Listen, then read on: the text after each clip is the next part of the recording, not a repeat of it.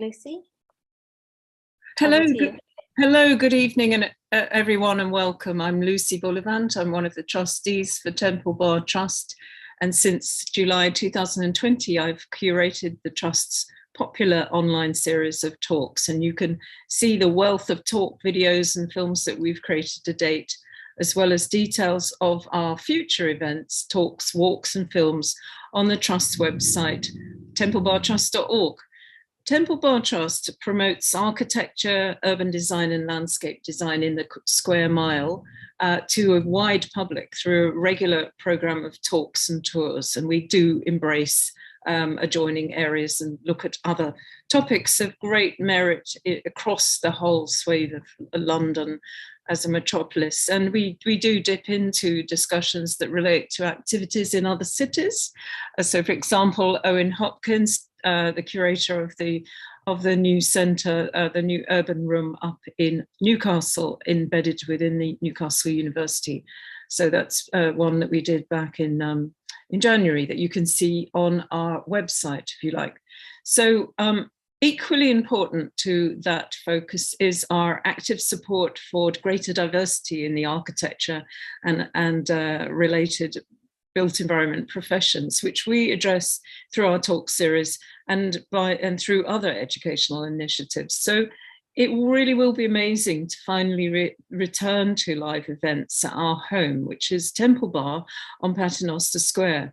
And we will be announcing the launch date and exciting event plans for Temple Bar very soon. I'm happy to say also that we will continue to include live streaming of talks there to ensure that they're fully accessible across all members of our audience.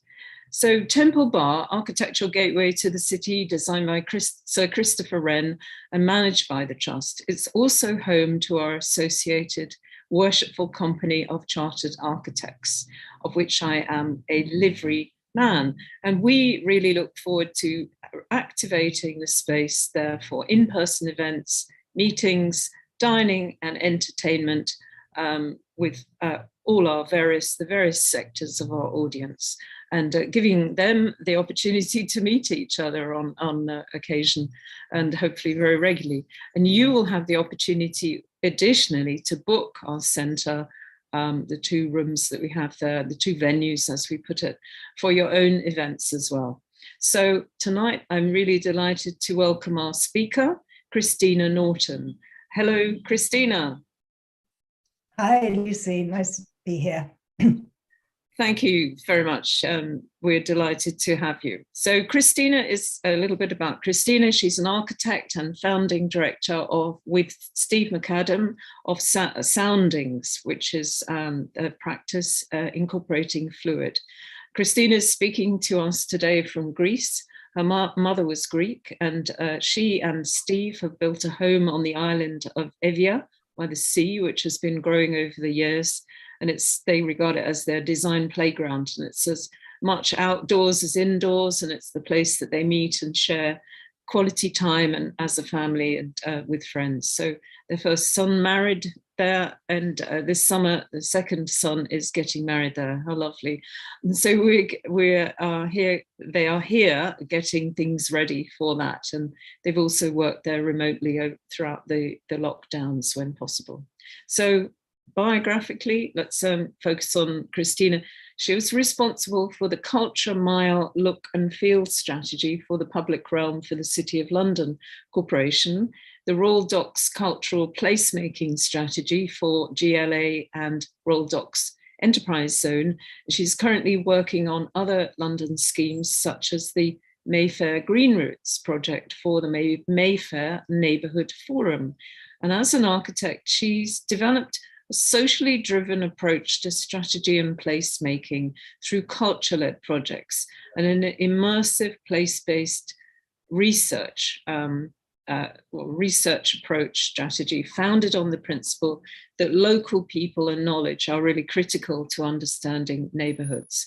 So with 20 years involvement in co-creative processes, many projects have set benchmarks for engaging communities through working on some of London's most challenging regeneration schemes, including King's Cross Central for Argent, the London 2012 Olympics and post-Olympic master plans, and High Street 2012, which was a 6-kilometre vision linking the City of London with the Olympic Park, cutting a slice through the historic East End. And most recently, Soundings design work has responded to the COVID pandemic, climate emergency, and issues of inclusivity brought to the fore by the Black Lives Matter movement. Christina graduated from the Architectural Association in 1983, where she was awarded the Edith Caldecott Scholarship. She was a founder member of the radical 1980s group NATO, Narrative Architecture Today, subsequently taught architecture at the AA and at London Metropolitan University between 1985 and 2007. And her work has been published, exhibited internationally, including at the Victoria and Albert Museum's Postmodernism, Style and Subversion 1970 to 1990 exhibition. So the theme of Christina's talk, and I won't spoil it for you by explaining too much, is Walking the Walk, Reimagining Public Space 2014 to 2022. And she's going to explain how by retrofitting urban streets and squares as generous, accessible and inclusive places, we can meet social and environmental challenges. And she will share with us her and Soundings' radical rethink of what city priorities should be, and challenge the established norms of good taste public realm design. So really fascinated to hear more about that. So please do put your questions for Christina in the chat box together with your name, and we'll engage with them a bit later after Christina's talk. Really looking forward to it. Thanks very much, and over to you, Christina. Thank you, Lucy. Well, you've done my introduction. I didn't realize you were going to do that bit, so that cuts my talk, Oh, good. Which is great. Setting the scene. Fantastic. So yes, welcome everybody. I don't know who's here, but it's good to be here. I'm talking from Greece. I'm not sure how I can fulfill the ambition of that talk, but I'm going to talk about some of the projects that have been referenced and our sort of instinct towards a socially driven design approach, and our instinct to build communities and with the kind of civic and public approach. So, and that's the kind of link between both engagement and design. For me, they are kind of completely sort of interconnected. Lucy has introduced Soundings and Fluid. Fluid was the original company formed. Soundings followed that to offer standalone sort of consultation. They're coming back together again, which I'm really excited about. But Fluid was founded on the principle that you create better places through involving people in the process of engagement, and that the act of engagement itself is a prototype for public space. So successful public spaces don't come about in a drawing. They come about through the way people use them, adapt them, activate them, and the stewardship that is brought to that. So they're complex things that when they work well, they're fantastic, and when they don't, they're just get abused. So just where did that all start? It started very much through our teaching practice, Stephen, myself, and work we did on live projects with the London Borough of Islington, so a compact with the council and the university. And here we are working some of the images around the Tollington estate in Islington, very early kind of rough, raw sort of what we called canvas cars, but talking to people, really, as Lucy said, immersing ourselves in place. There's an image of the students actually who set themselves up in the estate and built a cake of the estate and got the community to eat it. It's that kind of playful but sort of challenging. So what is good about a place and why isn't it working? And some of our very early sort of tools here for drawing and exploring how people move around and place canvas cards, as I've said, creating galleries of aspirations, and also the youth shelters that were built in Spa Fields there with students and the local young people that were only meant to be there for 5 years, and they're still there for 15, 20 years later. So what did we do? I mean, I think part of the key thing is when you engage with communities is to not just ask straightforward questions. If we really want to understand what makes a community tick, what they're, we also want to know what can be built on positively. And it's not all just about problem solving, it's about using local people's knowledge of a place to help really gain that understanding. So here are kind of canvas cards that are asking people their favorite times of the day, their favorite color, favorite material, hobbies we sometimes do, things that you can actually build on, but also interestingly, connect people to other people through the process. And as I said, the process of engagement is in itself an act of public kind of connection.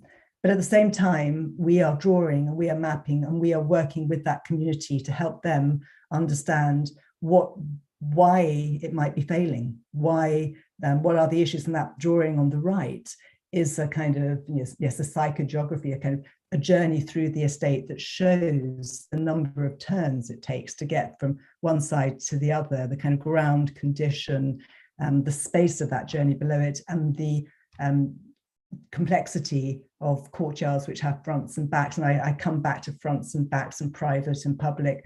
But what was great about this project is we involved the local residents, and they came into the university and they got it. And I think that kind of taking the time to take people on the journey with you and understand what the issues are is really important.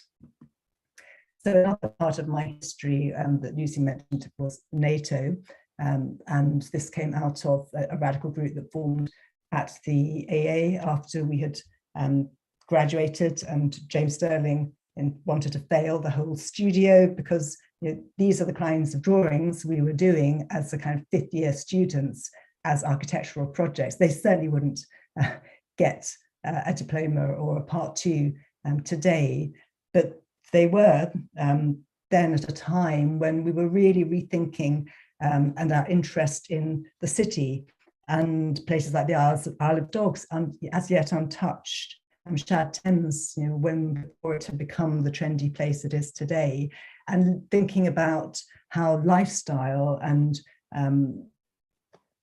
movement through a city and the public and the private mix and collide, create a real energy and interest, which is what excites us about living in cities. So Fluid itself formed in 1996, and building on some of those kind of academic and sort of theoretical pieces of work.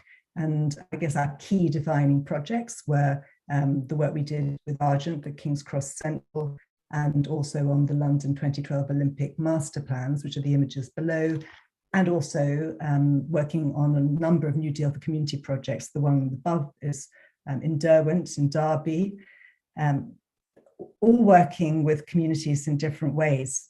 The King's Cross project really begins to develop the idea of the voice of local people and the analysis that went with that to identify what were the concerns and issues. So you can see that sort of bubble diagram on the left. What people really cared about isn't necessarily what an architect might think they would care about.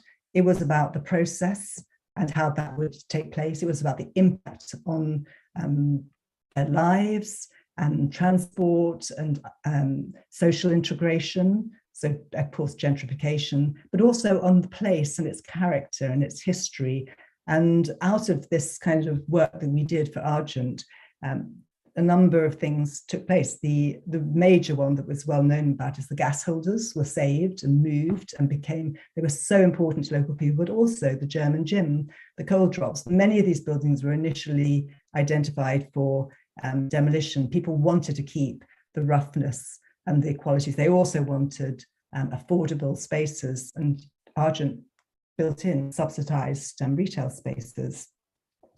So that was a really kind of, I think, it established the baseline for public consultation participation before it became a requirement for planning permissions. And then on the right, you see the Olympic plan and a diagram that shows, I can't go into detail, but how the work that we did on the 5 boroughs of the impacted by the Olympics changed the plan, that it was adjusted to address the issues raised by those neighbours on the boundaries of the master plan. And up above the Gateway Centre, a coming together of a community and a cricket club to create this kind of shared facility, the one friendly kind of community peanut, as it was called on the left. But we worked with that community to understand an artist who is Anne Duchess, to look at how you design something that you can have a story about. There's a long story here about how you choose colours, and if everybody around that room chose their favourite colour, we would have the most clashing, horrible sort of result. But if we have an idea that we can all share and that can inform a design, then everybody can buy into it. So following that sort of piece of work, this is just a quote from Jeremy Till, who is currently head of St Martin's, saying his understanding of our work was about placemaking founded on the belief that the voice of clients and users are central to the co-creation of good design. And that was also a very nice kind of moment. We're back in 2004 here. So Foundings, as I said, was established in 2007 to offer that sort of standalone service that was about us being architects with spatial knowledge and understanding, being a neutral voice in the process and passionate about the importance of using the voice of locals to help shape a plan. Here is Chelsea Barracks at a time when the Roger Stirk Harbour scheme was put on stop.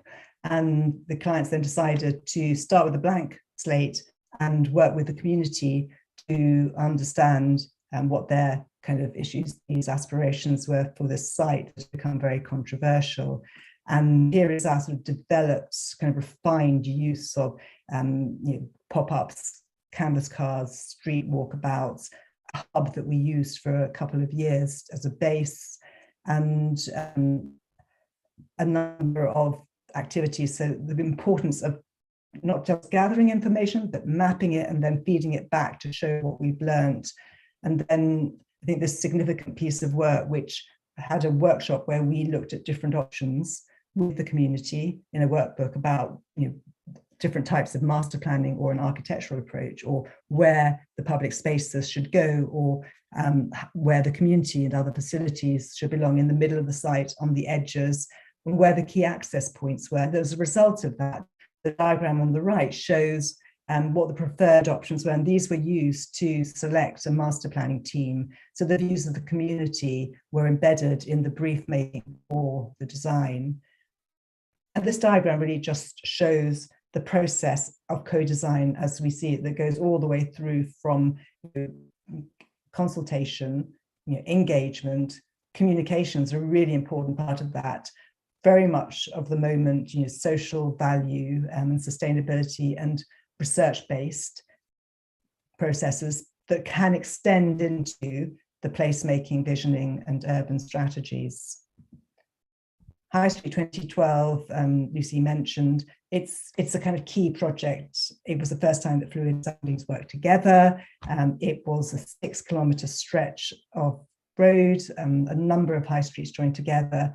And the nice dream van, the way that we could engage over that scale of area was, very much, I think, why we won the project, because we had this idea we were going to take a nice dream van and go up and down the street and get 1,000 voices, because the importance of the community was very clear in this brief.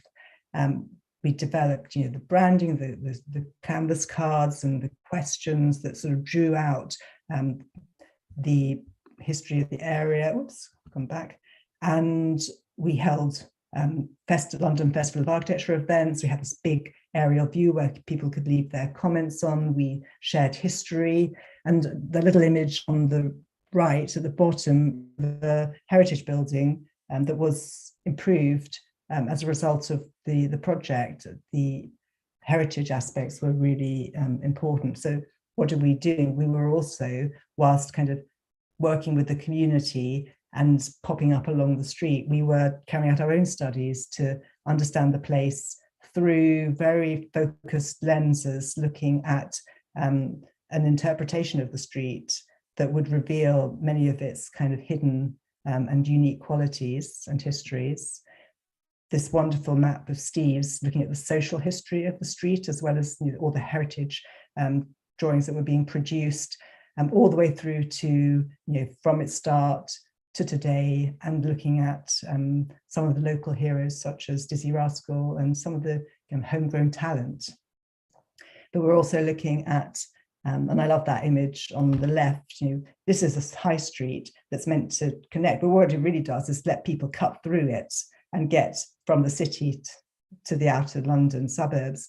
And what it actually does is sever the community, and only one or two of those north-south routes go through, and mostly there are railings and all sorts of things to stop you getting there. We also look at facts and figures because they can be equally revealing as on-the-ground sort of studies, looking at the numbers of people that are moving to and from and through, and what we can learn by that, both all different types.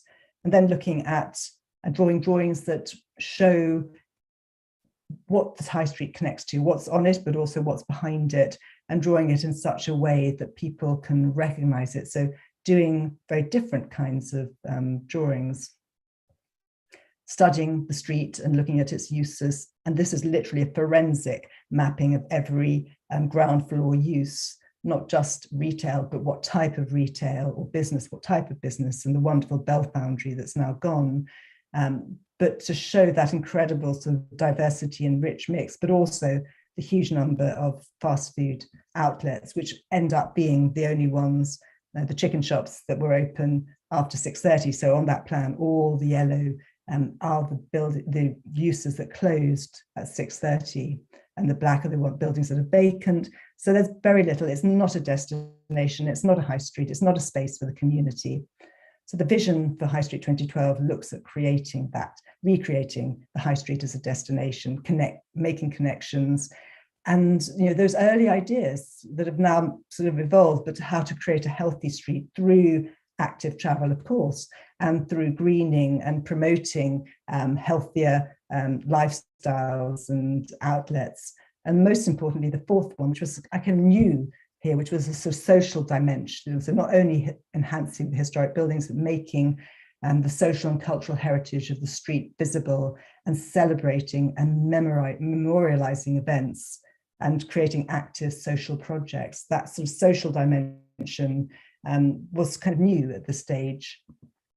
And here is the big vision plan, which I won't go into with much detail, but it had each area has got a clear evolved identity and area studies that were then delivered through a sort of £36 million project. There were also overall street actions, which included the cycle superhighway, community projects, enhanced heritage, decluttering, wayfinding, lighting. And then here are some of the delivered projects.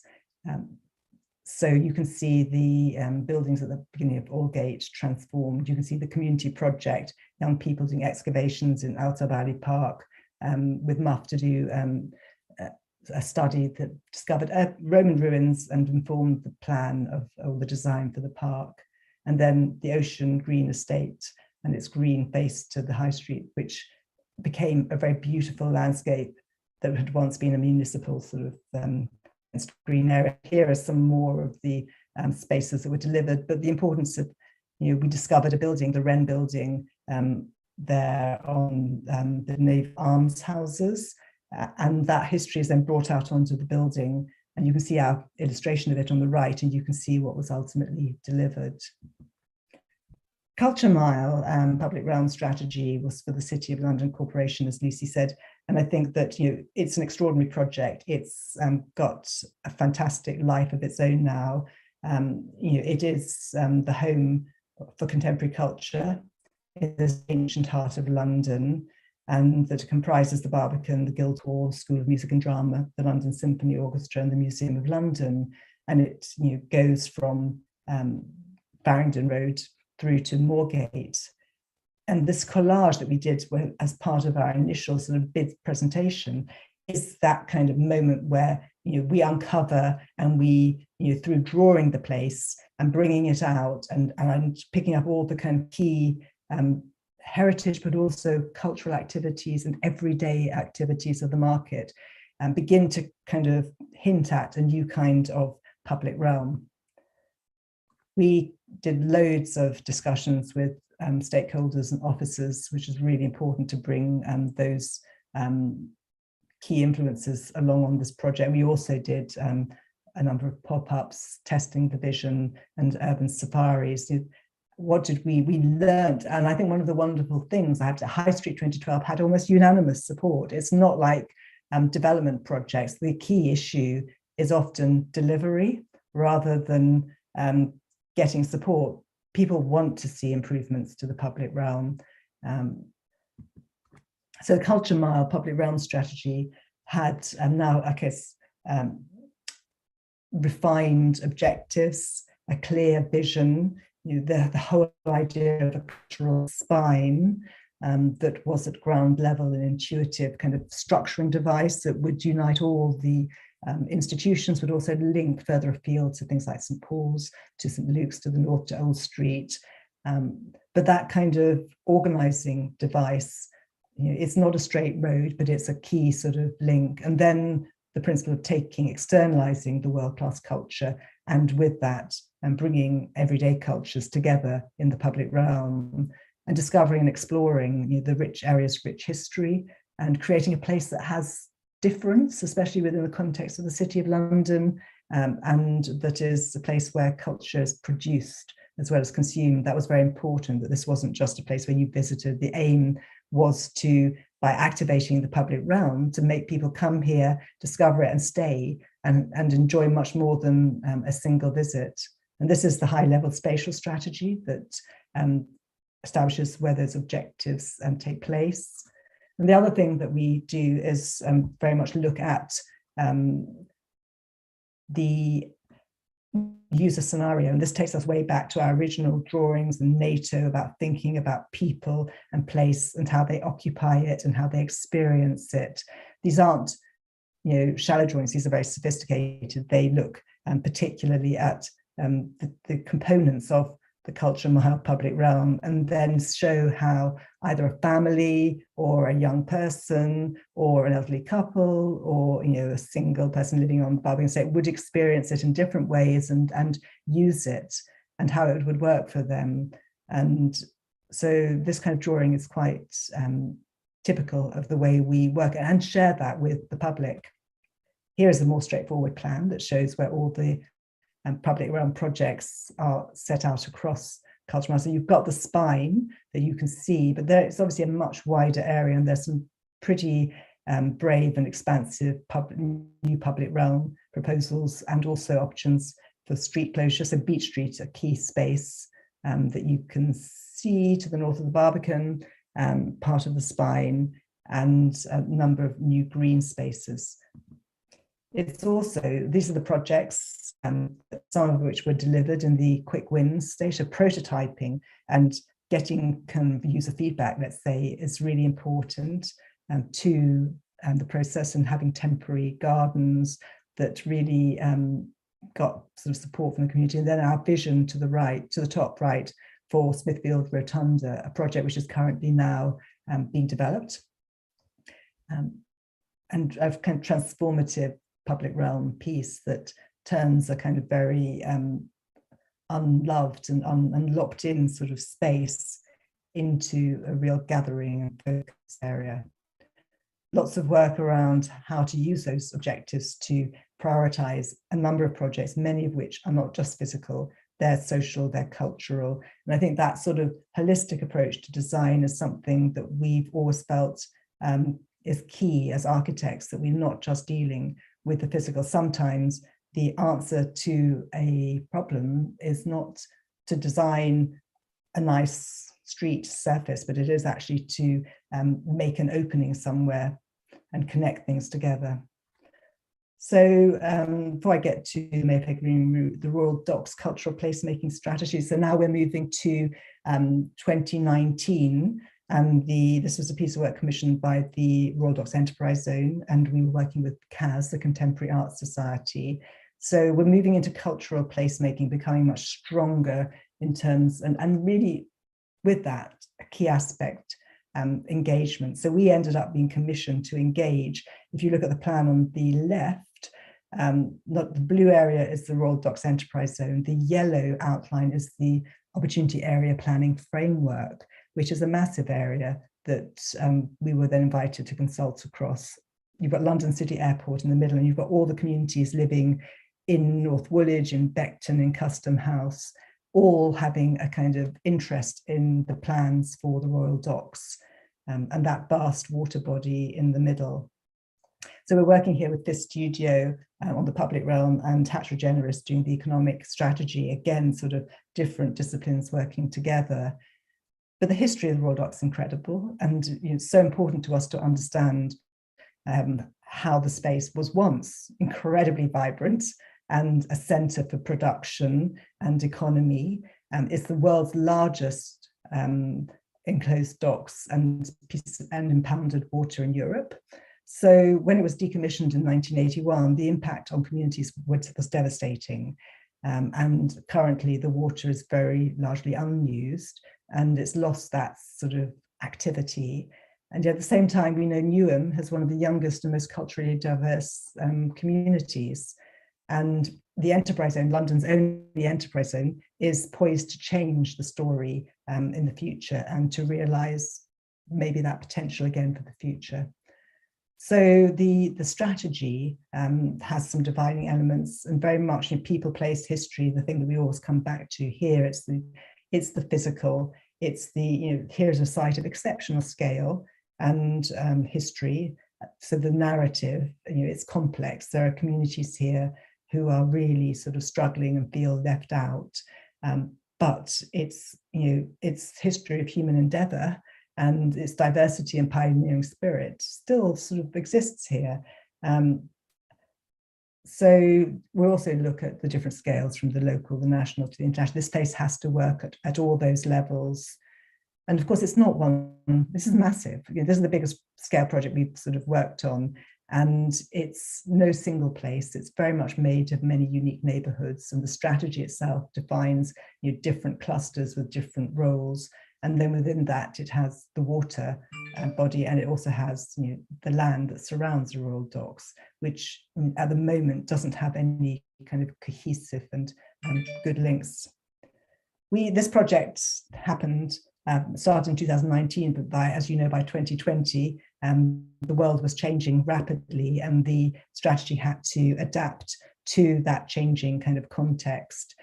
Especially in terms of the impact of COVID-19 on cultural industries, the impacts of the Black Lives Matter movement, and the commitment here to diversity and to embed anti-racism and inclusive practices across the Royal Docks, and to sort of spearhead the post-2020 recovery in terms of creativity and production. It's potentially London's next South Bank. And is at that sort of scale. It has these kind of, it's got Stratford East and the cultural quarter there. It's got so many other kind of versioning kind of districts, and also the Thames Estuary production corridor. So it's going to be one of the greatest civic transformations in modern London. That's its ambition. This is an ambitious project. But in order to understand it, we spent a lot of time talking to the communities that were there, that are living in very different sort of circumstances, and understanding the heritage, the social heritage, the buildings like the Tate Institute, Workers Institute there, that is derelict, was kind of occupied. But these are significant buildings that are under threat of going, and only one of the hundreds of pubs in the area still operates. This is a place that has lost its social infrastructure, and big goals and ambitions need to be, after more significant infrastructural, social issues are resolved and small-scale benefits. So the strategy works from people to program to place. So it's driven by creativity, making the Royal Docks really a place for people to see as their home, where they're nourished, inspired, and productive. So the program is fueling inspiration. So it's providing the and curating, commissioning the attractions that are going to bring people and excite them to be here. And then it's creating the place, so the engine room for culture, that will provide the space for creation and its operating systems.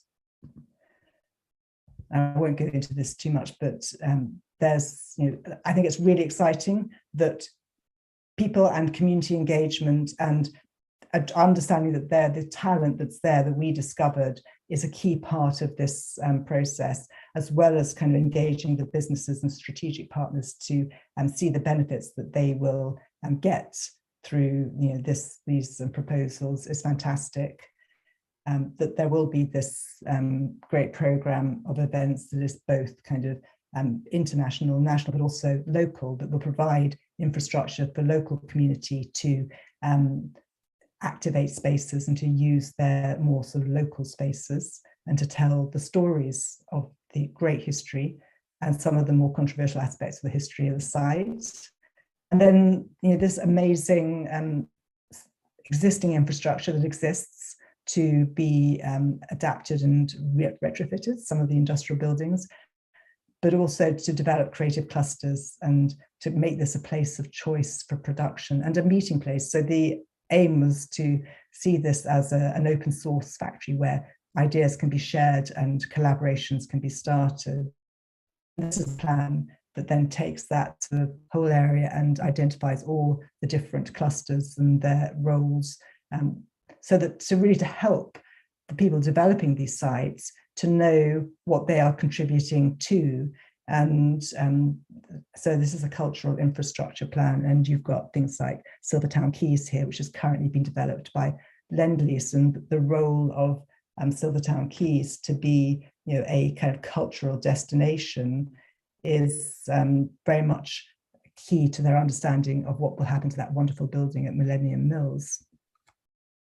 We also look more closely at each of the sites and see what's there, what might happen in the meanwhile at this intersection between the great, incredible Tate and Lyle sort of factory and this small space that provides a little opening to the River Thames and access that could be a great sort of meanwhile opportunity and community garden. So in order to kind of get here, we, you can see on the plan on the right, they carried out 15 pop-up events across the whole area. And in addition, we set up a community fund to enable the community to do their own engagement. I think this is a really important aspect where the Chinese community were much better off actually speaking amongst themselves, translating our canvas cards, and then giving us the feedback. We had over 60 stakeholder one-to-ones, which was kind of exhausting, especially when you have to go on the ground. And then young people are such an important part of Royal Docks. And so we had 4 sessions with young people. And overall, we engaged over 1,700 people. And in the end, we ended up holding 4 area workshops, because after you've carried out a wide net, sort of random sort of surveys, actually what you discover is people have very, very specific interests according to their locality. So what we needed to do is actually share understandings and build consensus, and we do that through the area workshops. Some of the key issues for the Royal Docks, which I won't go into, and takes me on to and where our experiences from COVID. And there's no doubt that it's brought the issue of community strength and cohesion to the forefront. It's viscerally revealed the importance of neighbourhoods from all perspectives. And in our experience, COVID has actually made people want to be involved more so and to participate. And this is, it's just something that I just came across our local streets, but how wonderful. Front gardens are turned into community spaces, neighbours can meet. It then spills out into the street. Suburbia, which is normally quiet and hidden and everything else is happening behind, is now reversed and the inside out. And the strength it gives to that community was extraordinary. And it's put a whole new significance on public realm and green spaces. And it's also revealed that, that certain areas don't have this opportunity, housing estates, deprived areas, real issues of differentiation that need to be addressed. And I love this image because when that first lockdown and cars just weren't on the streets, children could come out and play again. And again, they're doing it in a communal way, and they're coming together rather than in sort of back gardens. So this kind of bringing the inside out happened naturally during our lockdown, and really kind of has informed, I think, this thinking about retrofitting streets. And it takes me to Mayfair Green Route that we worked on commissioning last year, May 2021. And when we started it, we were still in lockdowns. And when I first visited this route through Mayfair, there was nobody. And none of the shops and cafes were open. And what I realized, or we realized very quickly, was other than the green spaces, the formal parks, there was nowhere for people to sit or meet in the streets. The streets were kind of really just had lots of cars parked up that weren't going anywhere. And it was quite sort of extraordinary. But here was an opportunity to rethink what our streets should be like in the future, and how we can then particularly bring on board the climate change, which is the other sort of factor in all of these kind of conversations. This project was a fluid and soundings project led, but we also had Arup landscape as part of our team, and the wonderful Nigel Dunnett, Professor of Horticulture from Sheffield. So it was a great team to think about how to retrofit streets with as a green route.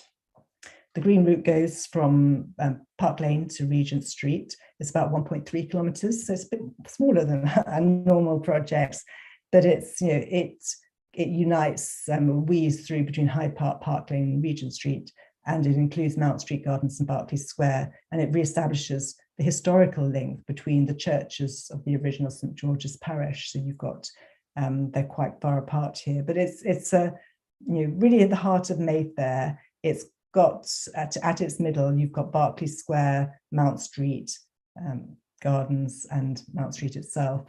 But what is it? It's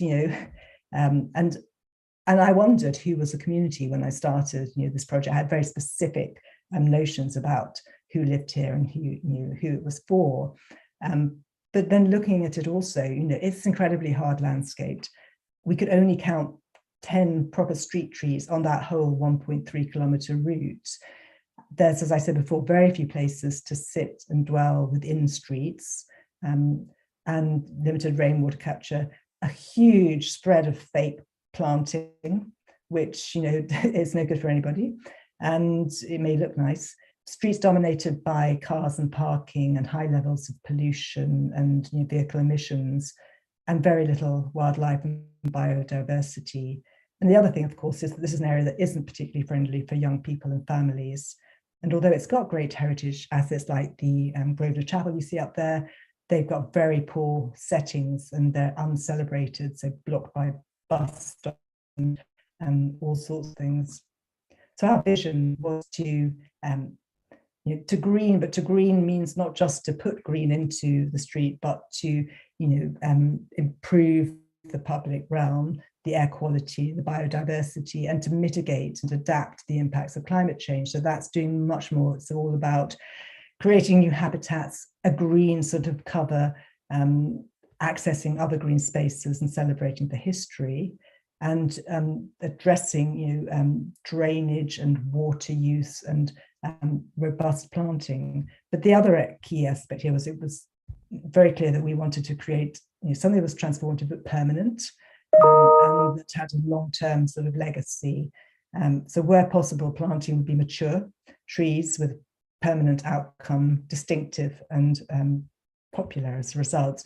We'd use the Wild West End's green typologies here to look at different ways that we could green. So here are those kind of typologies developed as ideas for Mayfair. So that includes everything from living walls and pocket gardens to green streets and rain gardens, using planters where we couldn't tree plant, allotments even, and indoor greening, as well as kind of green roofs.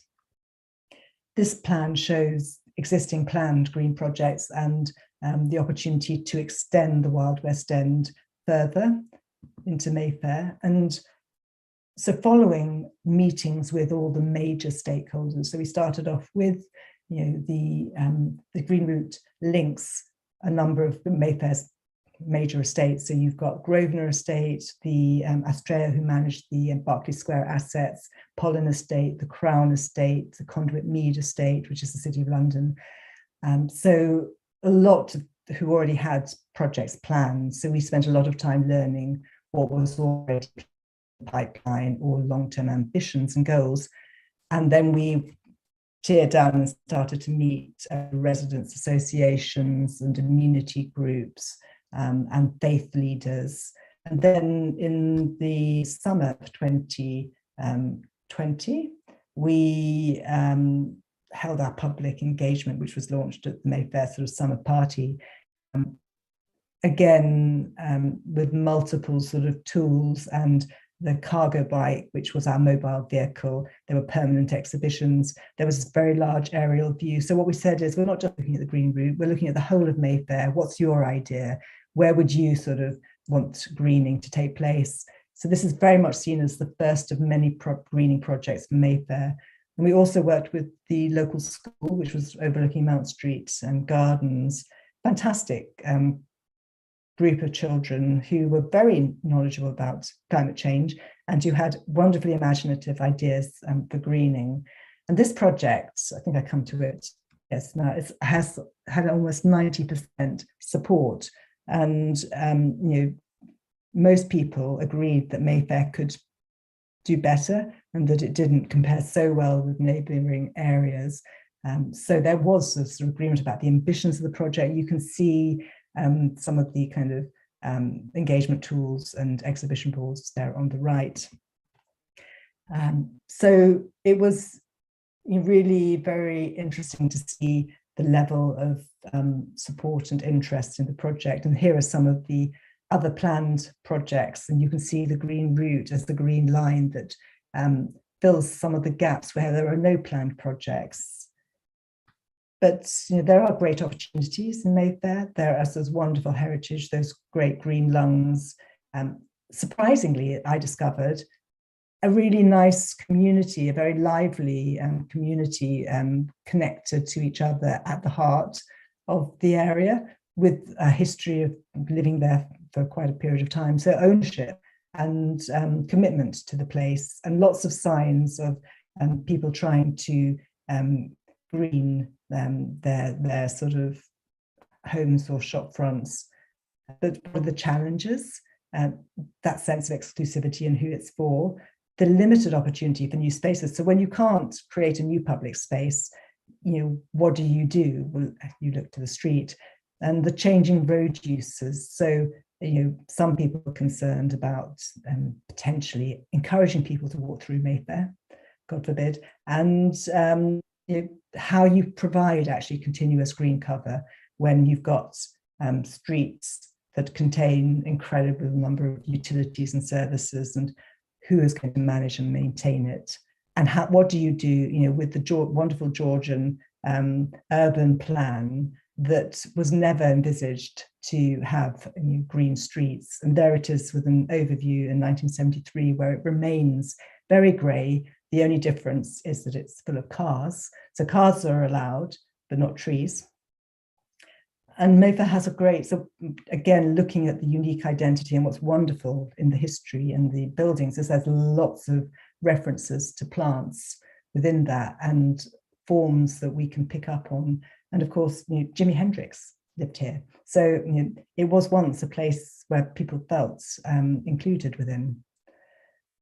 Very different character areas that require a different response. So this isn't about, again, like High Street, it's not about a singular idea connecting from one end to the other, but reflecting from more residential community and local retail areas to the big open space of Berkeley Square, the art gallery area of Conduit Street, and then the international scale of retail at Regent Street. So very different character areas requiring different responses.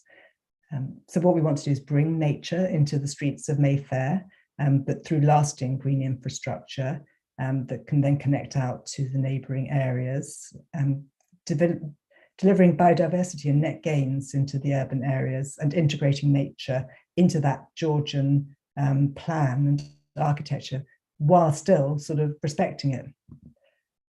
And then promoting health and well-being. So how do we bring people closer to nature, bringing them out, encouraging walking and making sure that the place is accessible and inclusive for everyone through sort of also enabling community engagement and involvement in the project. So this is a resident-led project. It's for the Mayfair Neighbourhood Forum. It makes, this is not either of the estates kind of leading it. This is the community.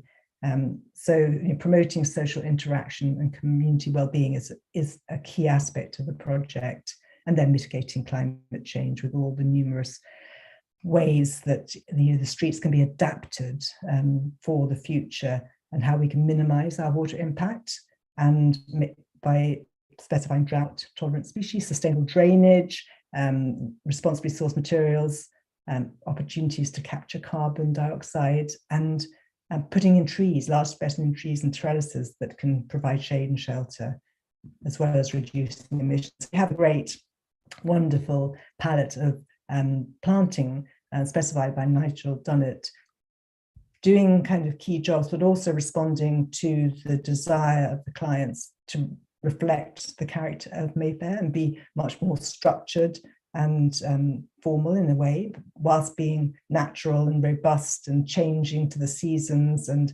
attracting wildlife. Finally, the Mayfair Green Route identified 7 clusters of projects for transforming the area. And the first project area to be delivered is the Alford Street kind of gateway that you can see here, the space from Park Lane to the Grosvenor Chapel. You can see existing images of it there, and the aim is to create a sort of fitting arrival space for what currently is very unfitting, to really enhance that vista of the chapel, to improve signage and create a safe and activated subway, a new pocket garden, and a green tree-lined street or garden, you could say. And this is the final image as kind of presented. This got 95% support from the community, which is great. So this is a space you can see on the left, which is currently, everybody agrees, a misuse space. It's a space for dumping waste and bins, and it's a completely unloved space. So the aim is to make this not only a fitting gateway, but to establish permanent green oasis that is going to exemplify the ambitions of the Green Route in terms of its ecological and green ambitions, and create a place that people will enjoy. And then looking the other way, you can see the current situation on the left. It's really, there, it is not a means for entering Mayfair, it's a means of getting back to Park Lane. There is no through route, so they're creating this generous staircase that is lined by a planting that has specimen trees that creates a real sort of qualitative arrival space, is where the project ends. So that's the end of my presentation.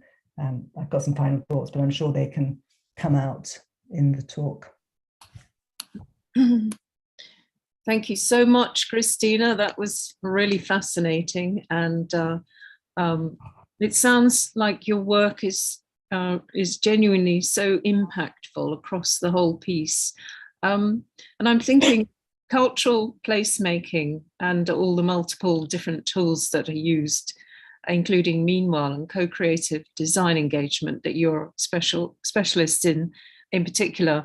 They've rapidly gained currency in the last decade, and been boosted more recently during lockdown, in service of opening out community identities and provision of through social infrastructure and green space that, you know, so many people have said we've really, you know, we've so relied on our local neighbourhoods, and we care about our neighbourhoods in a way that we didn't before because we were so exposed to them. So I think that the idea of different community members in the round actually being the client, a kind of very differentiated client body, along with the developer, whether that is a public developer or a private developer or both, in the case of, say, for example, Thamesmead with a joint venture between Peabody and Lendlease. So it's far more evident across cities, especially in London, but across other cities in London, in the UK and globally. And it's really allied to evolutionary change in which people are at the heart of things as part of much wider changes going on in society or everywhere you look now.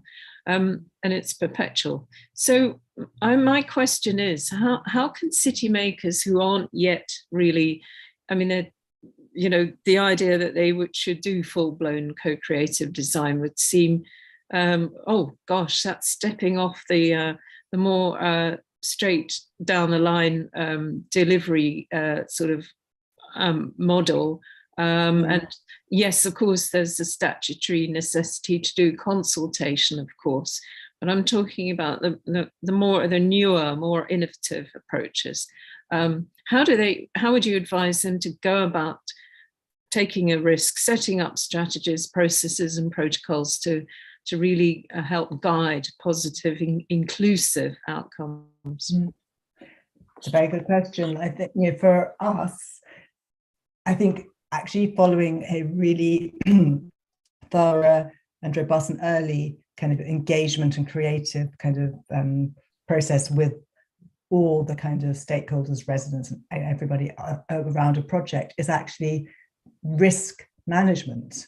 You know, that if you don't, you only end up with, you know, if you get it wrong, issues down the line. So, you know, what we try and say is, you know, actually engage early. It's so much better, and you build ownership, you build support. You know, this is what happened with Mayfair. You know, it was great because our client, the Neighbourhood Forward, wanted us, you know, were insistent that we had this kind of thorough process. So we were all on the same page. And what we learned, either by what, you know, talking to people who already had plans that would be, you know, just thoughtless if we didn't understand what else was already happening in the area, to speaking to some of the neighbouring residents, chairs and TRAs to understand why they might feel left out. You know, things that you just don't expect. You know, it's so easy as a developer, as an architect, to think you know best. Of course, you know what's best for other people. You know everybody's going to like what you're doing, and you might just have completely misread it and misjudged it. So those conversations I find early on really inspiring and also revealing of opportunities. You know, what we really believe is that, you know, you're not just asking questions, you are, you know, really understanding through the eyes of local people, through not just talking but, you know, walking the area. Hugely kind of successful way of learning about a place, to having targeted sessions with particular groups, that you can learn things that you would never have understood by your conventional sort of site analysis. So why wouldn't you? And why you wouldn't is people's this kind of fear and mistrust that, you know, communities are only going to want to say, you know, fight against something. You know, there's this kind of, we have to break down those barriers if we can. Thanks. That's super. So that leads on to the question of the increasing popularity of digital community engagement techniques. We have the functionality of working closely with, say, Commonplace, to then be highly selective and just program the setup to actually analyze the data, or to inform it, program it in a way that then gathers the information that you want in a very precise way across behavior patterns, preferences, demographics, and so on, and then present it in multiple different ways. So how would you characterize Sounding's particular approach to engaging and getting the best out of digital community engagement tools? Again, good question. I mean, for a start, we do all that kind of analysis with the data we collect directly. We do look at it according to different demographics, geographies, interests. I think that kind of process of analysis. But what I think is really important is it's not all about data. Just what is the most popular opinion isn't necessarily the right opinion or the best opinion. And what we sometimes find is that there are unique comments that people make that are really insightful. And when other people hear them, they go, oh, I get it. No, that's really good. So unless you have a two-way dialogue conversation, you don't get those nuances. What you get with the data that is generated by Commonplace is, one, because it comes without an interface, there is no dialogue as part of it. So where you can have a conversation with somebody and bat around an idea, and then they can generate an opinion. What you're doing on Commonplace is asking a question and getting a sort of feedback. Mm-hmm. But of course, we work with Commonplace regularly because many of our clients already have agreements with them, and it has it works in certain areas and it doesn't work in other areas. But we do need to have that mixed means of engaging people, in terms of some people find it much easier to engage digitally, as we were talking a bit earlier, and online sort of meetings and things actually make people who are time poor much more able to engage. And where we've got to is that you need to have multiple means now, but you just must not assume that everybody is digitally kind of savvy, has access to. Currently we're working with Commonplace on the Aylesbury estate, and I would say that the take-up has been very, very little because there isn't digital accessibility, and there are all very different circumstances to why people are engaging there and why they may be not engaging. So unless you reach out physically and out to people, and I know that Commonplace has its, does its social media targets, sometimes successful, but not always. We've had very low sort of responses. So you've got, whether that's the best system, I don't know. Yes, and yes, thank you for that. And I think you're totally right. We have to, those of us who are involved with community engagement, have to be very acutely mindful of the fact that there is a phenomenon, it is a thing, of the notion of digital exclusion. Not that every single person has a smartphone.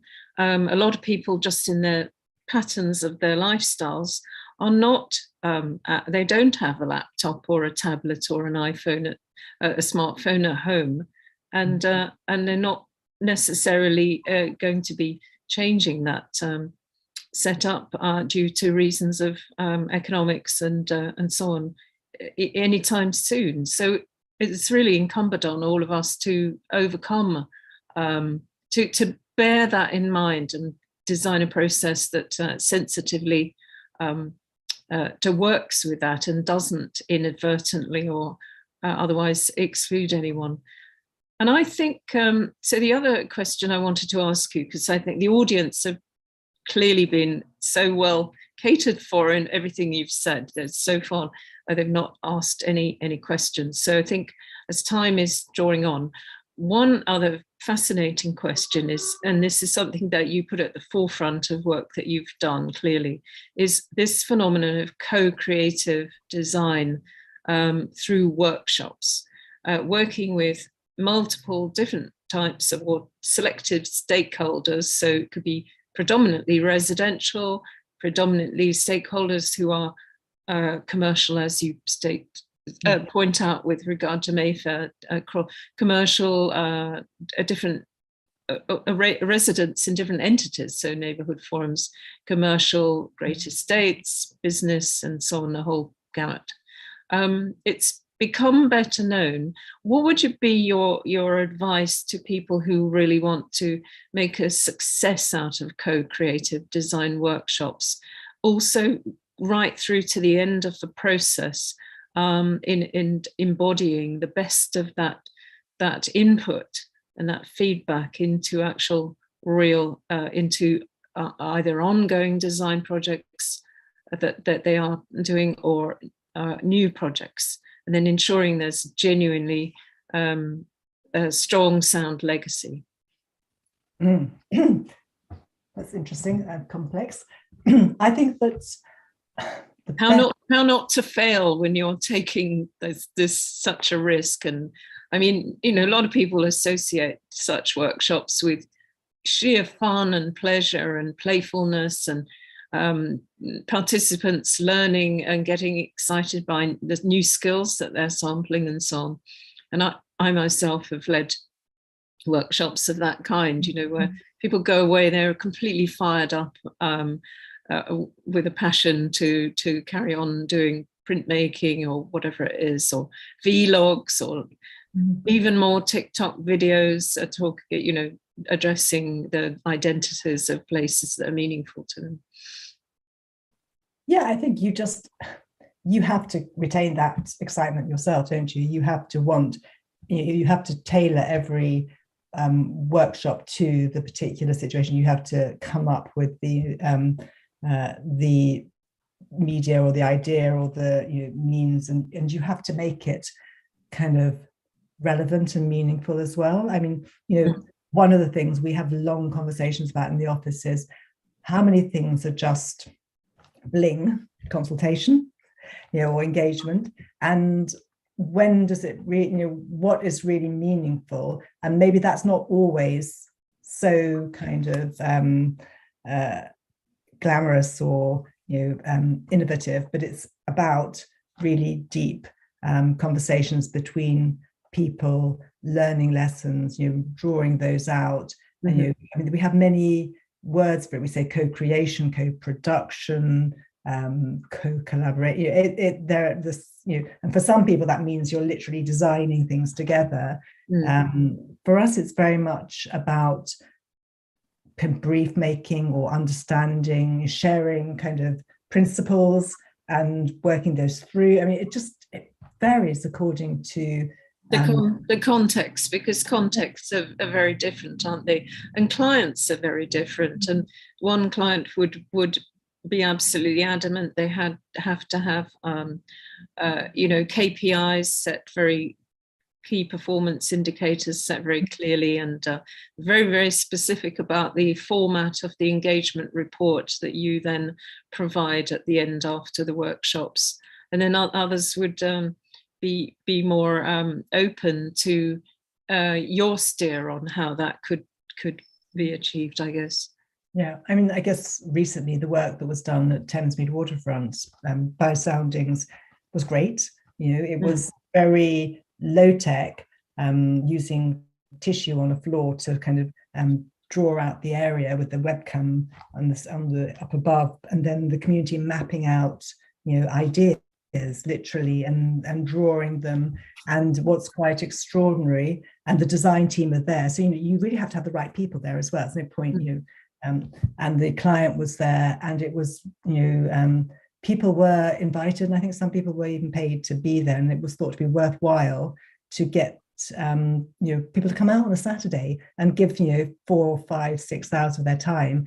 But the end result is incredibly close to the plan that was developed, and that was So that was a very co-creative act. And I think the way that it was set up by the team and so I think you have to give certain constructs, you have to give certain goals, and then help people sort of place ideas, so that if it's completely open, it's not possible for people to, people struggle to engage. But the minute you give them something concrete, or you start a conversation, it's incredible how then the ideas start flowing, and you can't stop them talking. It's once people get the grip of things, they do get incredibly involved and excited. And I guess that's why I'm saying, it's like a prototypical public space. It's the community coming together to discuss things that really impact them, things that they want to see. Of course, they want to see positive change, and what they take away from it, the lessons, the things they've learned, the people they've met, the experience they've had. That is, public realm. Yeah, definitely. So I've got one last question, which takes us back to that very heady period I remember so well, the NATO period. And at that time, I mean, the whole placemaking scene was very, very different. But it was NATO demonstrated just what sheer creativity was percolating here, there, and everywhere. We know community members have been so proactive in their own plans, and it is a fact that community groups created a lot of alternative plans for the future of Canary Wharf. And not a lot of people know that. And actually, apparently, they say the Museum of I've not yet gone to check, but the Museum of Docklands stores a lot of that material.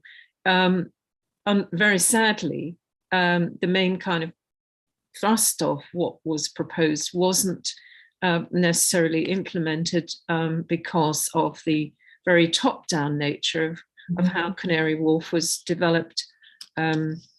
Docklands, moreover, I mean, through Heseltine and Margaret Thatcher, really, freeing up planning system and so on. So at the time of the NATO period, there wasn't so much community engagement going on, and people consulted in order to get planning permission. Is there anything you can tell us about that period, that things that you were aware of at the time that made you feel positive that community engagement was starting to be taken more seriously? Or was it the case that the challenges at that time, that the barriers were formidable? I guess there's two answers to that. I mean, one is that wasn't, and what NATO was doing, and we did a project for the Isle of Dogs. I have my plans for the Isle of Dogs as well. Great. I'm pleased to hear that. Yeah.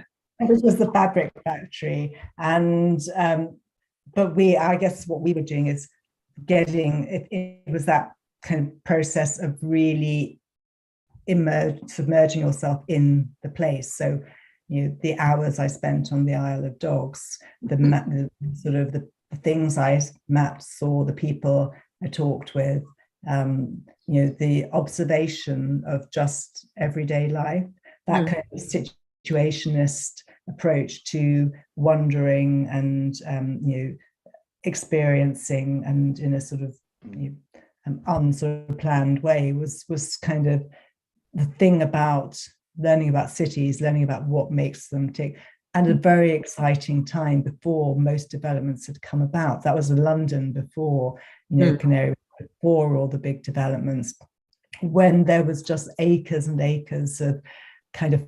semi-abandoned, still working industry, lots of rough edges, lots of spaces that you could sort of,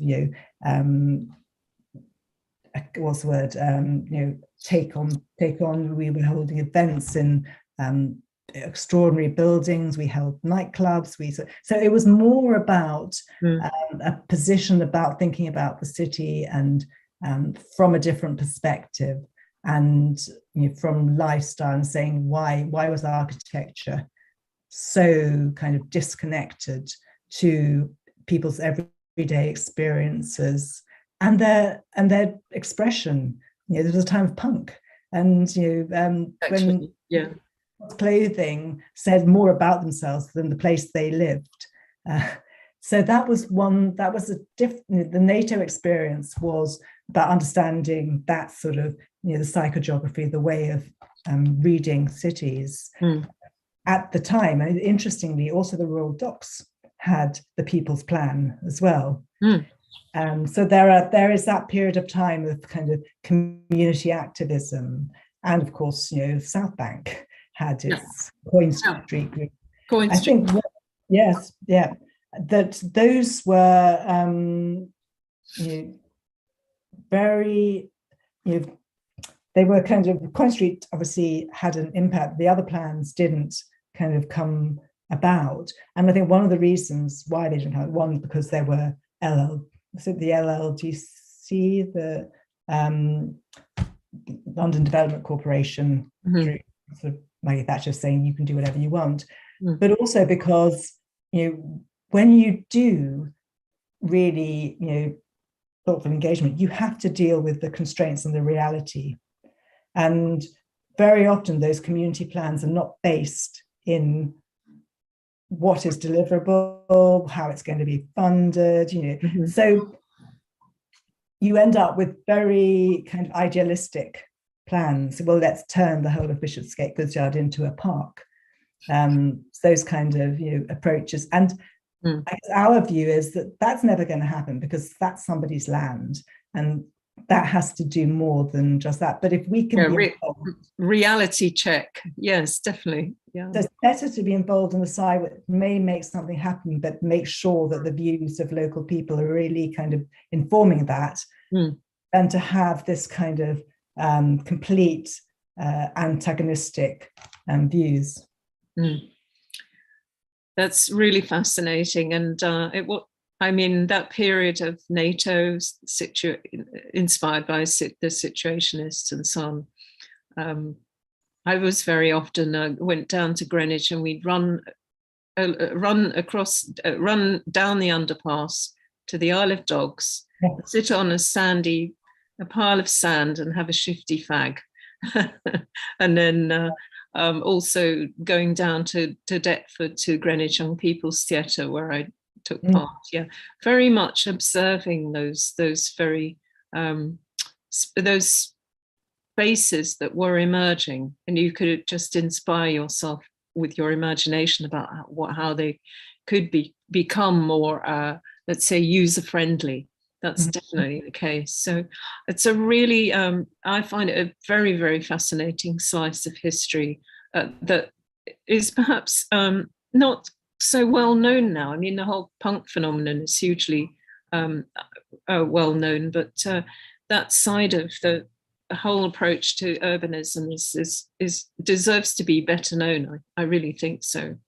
So I think we'll need to draw to a close. It's been a really, really intriguing set of projects within your presentation. They all seem to have a correspondence, and yet each one is it needs to be very bespoke and differentiated according to who it is that's commissioning you and the actual stakeholder community members involved and so on. And it's I think it's a really a major learning experience for many people who have not, when people have not yet focused on the value of community engagement, to just take a deep dive into the advantages of it in terms of social value, social impact, and just sheer evolutionary change towards more positive outcomes step by step. So thank you so much, and we look forward to seeing you in person at Temple Bar, if we can invite you to a future event.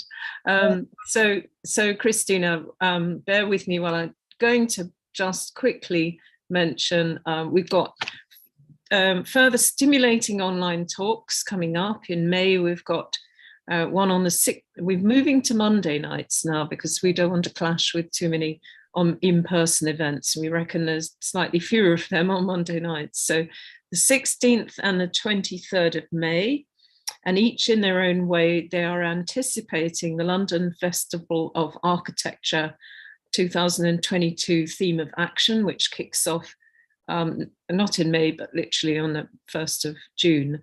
And we're getting ahead of the game by doing it that way. We'll be announcing the speakers and the themes on our website and via social media next week. So watch those spaces, and we will tell you imminently who and what they are.